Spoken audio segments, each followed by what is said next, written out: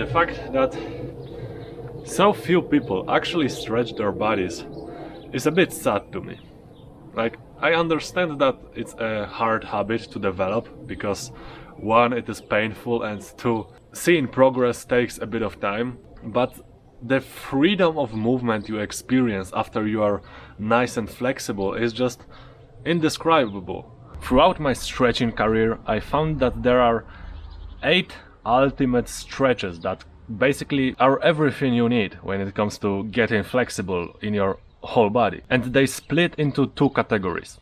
The first category being therapeutic stretches, which means that your goal with these stretches is not necessarily to get more flexible and get more range of motion, but reduce the tension in the muscle so that the rest of your body can work more efficiently and more safely. These stretches include outer glute stretch, quad stretch, and calves stretch. And the second category are just stretches where you want to get as flexible as possible, and they will really increase the amount of different position you can get your body into. So this is what stretching is all about. And these stretches include middle split, front split on both sides obviously, pancake stretch, pike stretch, and a bridge. These 5 stretches are literally everything you need to really feel free in your body. I don't know how to say that in other words. I personally stretch only twice per week because I also don't really like that feeling of stretching. But the rule of thumb is basically to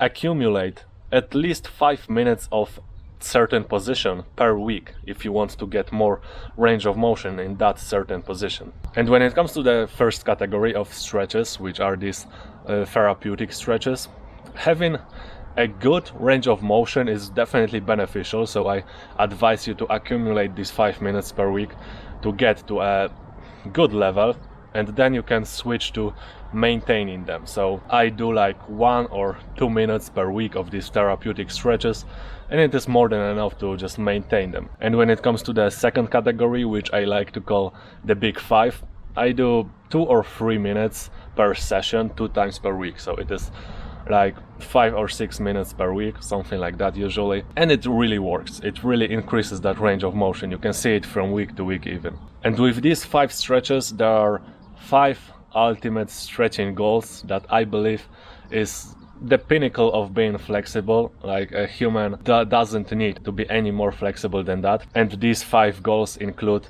full middle split. That hurts me just looking at it. Full front splits on both sides, chest to floor pancake, head to knees pike, which is the only one I can do right now, but I still practice pike because I still see some room for improvement there. And the 5th one is the bridge. I really hate that. I have to do more of it. I haven't been really doing it that much throughout my whole life basically. And I say nice bridge because I haven't really found yet that tangible goal when it comes to having a good bridge.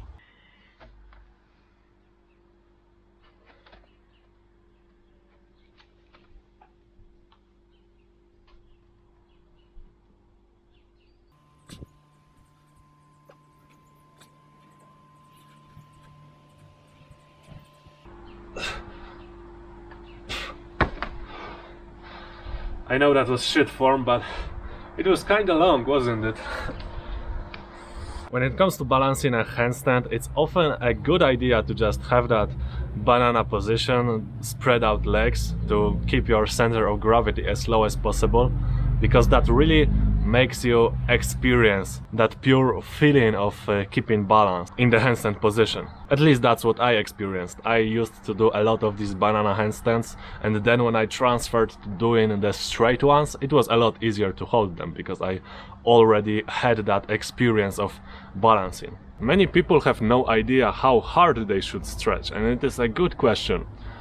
A lot of people actually stretch too softly and therefore have very poor results, and some people actually stretch too much and they pull a muscle or snap something. I've once heard a very good advice from one of these skinny functional training nerds, which is basically to stretch so hard that after the duration you set out to hold the stretch, for example 1 minute or 30 seconds, after that duration you can't hold it anymore. So yeah, it has to be quite an intense stretch. For example, I do 1 minute stretches always, so after that 1 minute I really have enough, you know, I really want to let go already. So this is the intensity you should stretch at. Obviously sometimes I like forget about it or I don't feel like it, but that's at least what I strive for, you know. And I have a one warning for you: never stretch with such intensity after strength training. So for example, if you want to do pancake stretches, never do them after leg workout, leg strength training workout.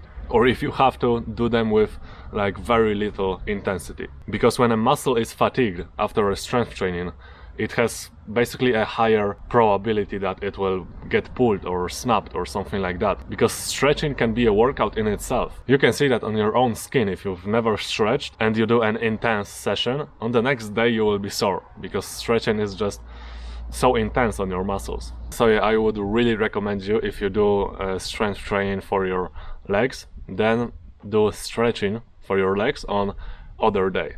Because that is exactly what once happened to me. I was doing a leg workout and then I was doing my pancake stretch with a great intensity. I had a 20 kg plate on my back, was almost touching the floor with my chest, and then I just felt like weird stinging pain in one of my hamstrings. And basically since that day I hadn't been able to do pancake stretches for a solid few months. So yeah, really learn from my mistake. And when it comes to finding the motivation to stick to your stretching sessions, some people like to track their progress, because seeing progress gives them motivation to train harder. But I personally treat it like a discipline workout. Very often I don't feel like doing a stretching session, so I just get through it with my discipline and willpower. And this is the next point I wanted to talk about. Holding your stretches intensely is painful, and going through that on a regular basis really strengthens your discipline and your willpower. So this is really a huge advantage of stretching. You can't really get that with strength training. You would have to do like 20 reps in a set to get that much benefit and pain. That's something it's good to be aware of, that it's not just useless pain you're experiencing, it really strengthens your mind and you're becoming more resilient with each stretch you do. That's everything for this video. Reject forms and seek your limits. Peace out.